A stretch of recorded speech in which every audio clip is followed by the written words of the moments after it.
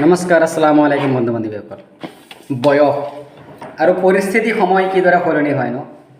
এটা সময়ত যেতিয়া আমি সৰু আছিলোঁ, আমাৰ পিতৃ মাতৃসকলক আমি এইটো দেখা পাইছিলোঁ, উৎসৱ অনুষ্ঠান, ঈদ হওক, পূজা হওক বা বিহু হওক, সেইবোৰ ৰাখিলে তেওঁলোকে নতুন কাপোৰ নল'লেও আমাক লৈ দিছিলে। আৰু তেতিয়া আমাৰ মনোভাৱটো কেনেকুৱা আছিলে, অনুষ্ঠান আহি আছে, পৰ্ব আহি আছে, কেতিয়া নতুন কাপোৰ ল'ম, ক'ত ক'ত ফুৰিবলৈ যাম, ঘৰত কি কি নতুন বস্তু বনাব খাবলৈ। কিন্তু যিদৰে সময়বোৰ পাৰ হৈ গ'ল, আমাৰ বয়সটো বাঢ়িবলৈ আৰম্ভ কৰিলে, ঠিক সেইদৰে আমাৰ দায়িত্ববোৰ বাঢ়ি আহিল।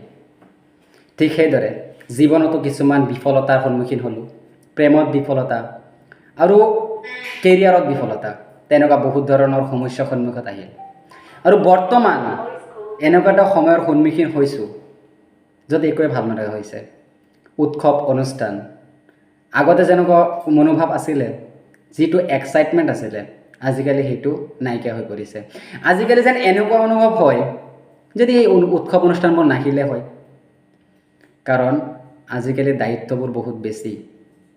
এতিয়া অনুভৱ কৰিব পাৰিছোঁ, সৰুতে মোৰ দেউতা, তেওঁ ফাটা কাপোৰ পিন্ধি ঈদত যোৱা মানুহজনে কিয় আমাক নতুন কাপোৰ কিনি দিছিল, কাৰণ তেওঁলোকে নিজতকৈ বেছি আমাৰ বিষয়ে চিন্তা কৰিছিল।